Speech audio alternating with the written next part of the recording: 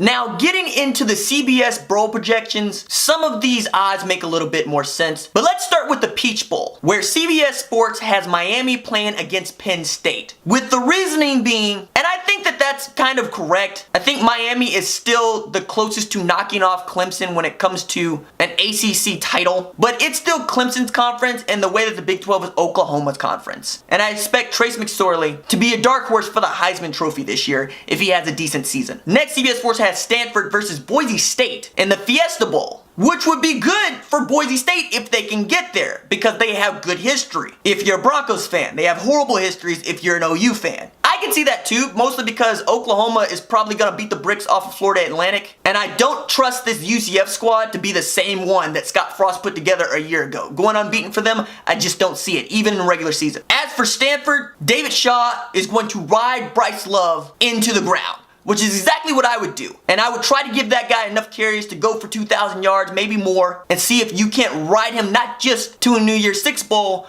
but to a Heisman Trophy. CBS Sports has Washington and Wisconsin in the Rose Bowl, which makes a lot of sense to me. Of course, this is assuming that Washington beats Auburn and puts itself in position to make a New Year's Six Bowl. Also, I think that game is going to have a lot to say about whether or not Jake Browning, quarterback at Washington, is in the Heisman running in December. Now, Texas fans are going to love this because CBS has Georgia playing against Texas in the Sugar Bowl. I mean, since there are Texas folks that watch the channel, I'm sure they're excited about this, as I said before.